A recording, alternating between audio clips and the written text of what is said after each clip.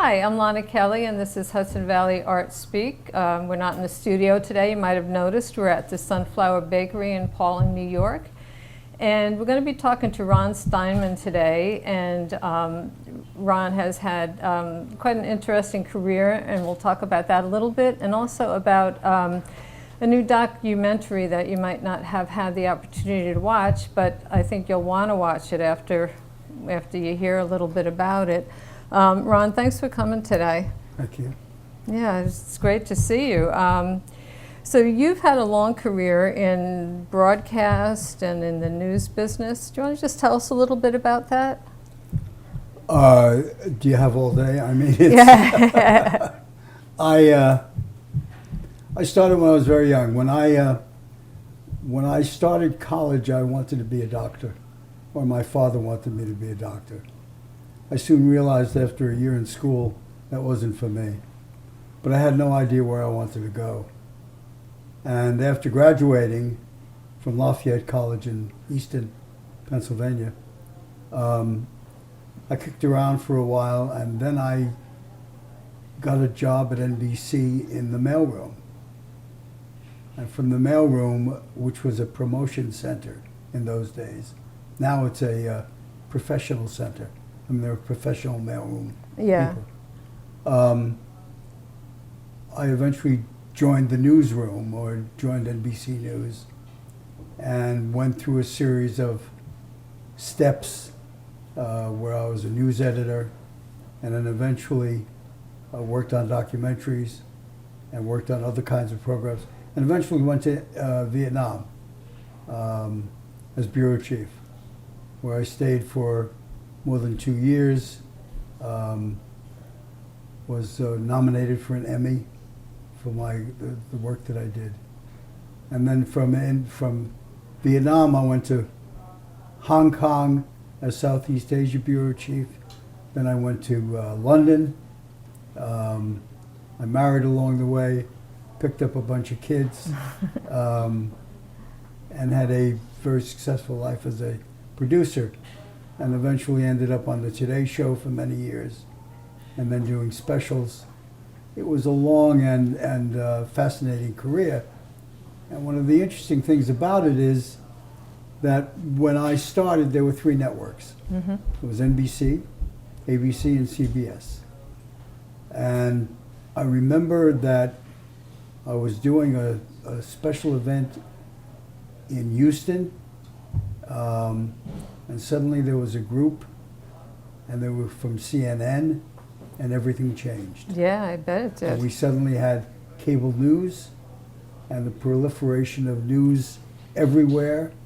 And so what I've seen in my career is this arc of very little to very much. I'm not sure that one is better than the other, but I know that living through the early arc was a lot more fun than living through the later arc. Yeah, we're almost bombarded by news now, I think. You know, if you go online, and it's just, I feel like a lot of it isn't really news. If you watch some of the network newscasts, I don't watch them, but I watch the advertisements for them, and they're always talking about horrific accidents and things like that. Well, you know, there's a saying that all news is local. Mm-hmm. And local news is filled with traffic accidents, murders, fires, weather reports, and it seems that's where the network news is going. Yeah. The biggest problem is that everything isn't breaking news.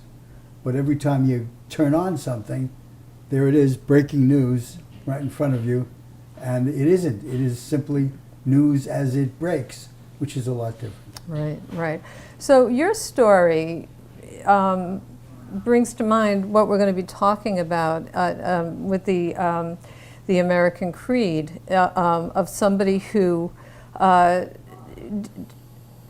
did what he wanted to do, and who was able to achieve, go where he wanted to go, and be what he wanted to be.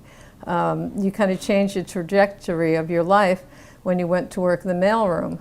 Right. which is, somebody could consider that a low-level job, but you ended up, It was a low-level job. In fact, I think I was paid $27 a week. yeah. That was a long time ago, and I barely made it on $27 a week. But that soon increased, and I was able to join a union. American Creed is somewhat different, though. American Creed really is the story about how Condaleeza Rice and David Kennedy, who anchored the show, host the show, believe that change in America can come through the diversity of a lower level. In other words, you go to the small towns, you go to the kids who couldn't go to college under any other circumstance, and how if they come up and if they think in terms of cohabiting with their peers, that life can change, and maybe we can get out of this mess that we're in, where bipartisanship almost doesn't exist anymore. Right, right. Well, it's a documentary that grew out of their conversations, didn't it? How they're both, one person is more liberal than the other, and Right. they don't agree on things, but they've been able to discuss things and to bring this interesting documentary out of it. Well, one of the key segments is between someone who helped form the Tea Party and the woman who helped form Move On. So you have left and right, and how they did come together and not realize that a lot of what they wanted, a lot of their goals were the same, except they didn't quite see that as a way of putting themselves together. And they have become friends.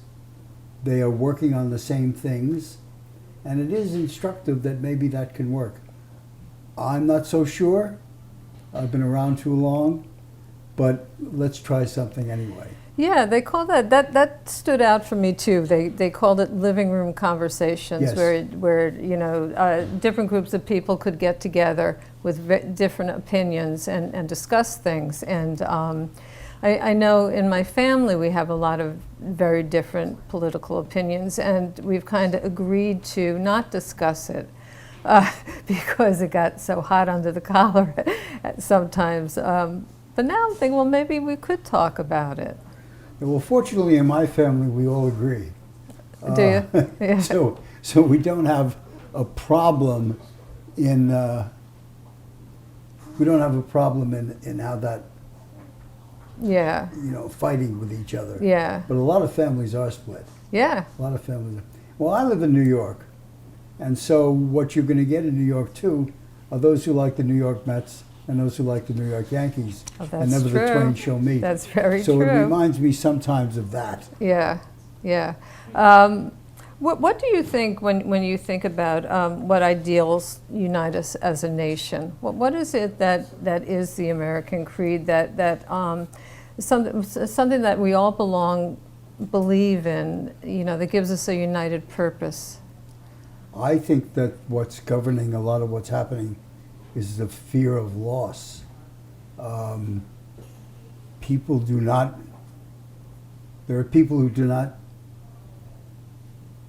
are not able to put together the idea that life is changing, that the color of America is changing. I studied history in college, and I read a lot of history still to this day. And a lot of history is about that. The groups that came over, the people that came over, the reinvigorating of it. But there are people in America today who are afraid of losing their status. Yeah. Not necessarily what they earned for a living, not necessarily their family, but their status. And that, I think, is keeping us apart. I sometimes think it's going to get worse before it gets better. But I also think, I'm hopeful that there will be change and it will benefit all of us. Yeah, I'm hopeful too. I do worry about it. You should. I feel like the people who are immigrants are such brave and bold people, that they're bringing, you know, the best to this country, that they're not the dregs or you know, people just coming to take advantage. Often the immigrant comes because he is looking for another life. He's looking to better himself, whether it's Right. religious freedom, economic freedom, freedom from slavery, whatever it is. Coming here because there's a need for change. I know that my grandfather came to the United States when he was 13 or 14. He was sent here because they didn't want him to, from Lithuania, from Vitebsk. They didn't want him to be part of the Tsar's army. Right. And he did 1,000 jobs here just to make life better.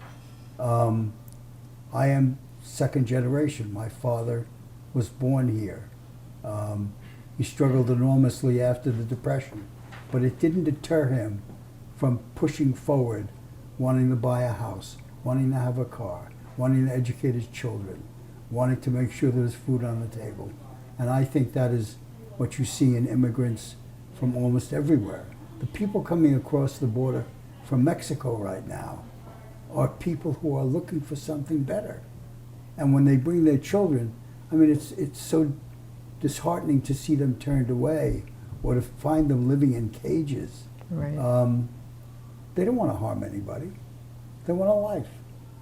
You know, I think that I don't personally believe this is true, but people say that immigrants take American jobs and you know, get all our handed benefits and don't pay taxes. So how can you address that with people who are concerned or worried or feel that they're getting left behind? I don't know, except to say this. When you tell someone who wants to prevent an immigrant from getting some benefit, you try to take away their Medicare, or you try to take away their unemployment insurance, and they will rise up against you. Now that's government-sponsored, government-funded programs. Right. And it has nothing to do with the color of your skin, who you are, or what you are. I don't know what you say to these people, but I know that fear does govern the fact that they think they're losing who they are or who Yeah. they were. I got to tell you, I've covered stories all across the country, particularly during political campaigns. And one of the places you often go to are farms. Yeah. And the laborers you see on those farms are immigrants or even undocumented. And you don't want to do that kind of work. It is Right. backbreaking. It is hard. It is just, you look at that and they're not making a lot of money, but they're able to take some of that money, send it back home, and help out who lives where. Right. Right.